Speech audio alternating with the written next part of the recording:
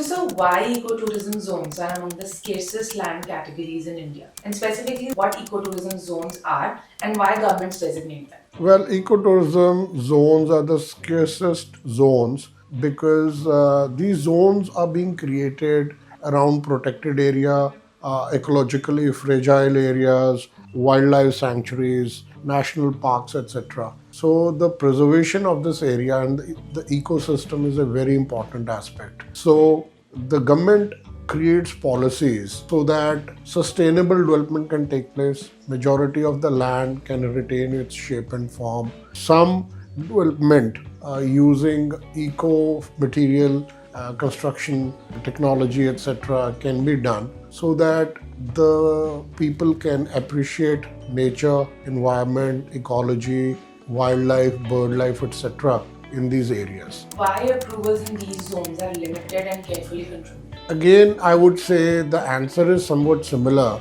As I said, that these areas cannot be put to mass development, and you cannot create townships or create residential habitats in these areas. So, generally, the footprint in these areas is restricted to, depending upon the countries and zones, from 10 to 20% of the ground coverage is generally allowed to be built upon. Also, there are developmental norms in terms of the height, so somewhere up to 2 story and up to 3 stories max what is allowed. And also the construction typologies that you can use, so basically prefab, steel frame construction on stairs, wooden chalets, local materials. This is the norm. So that is why it is very important to keep strict control over such areas so that the development that takes place does not disturb the environment and the natural habitat, also wildlife and bird life in that area.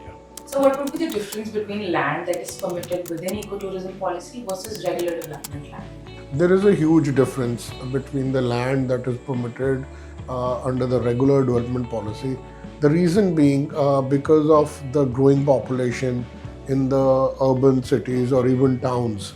The developmental norms in the cities and towns are being changed, where we see constantly that high-rise buildings, increased FHR, etc. is the norm, so that more and more people can stay or can live in smaller areas. So yes, of course, under that they are making sure that the parking parameters are met and other things are met. But basically, the main difference is the density of population is very high for normal lands which are put to development, whether for residential, commercial purposes. Whereas in these areas which are where eco-tourism projects or any of these other hospitality related eco projects have to come up, the developmental norms in terms of the ground coverage is very low. It is kept low, maximum probably around 20%. The number of stories that you can build generally is restricted to ground plus one.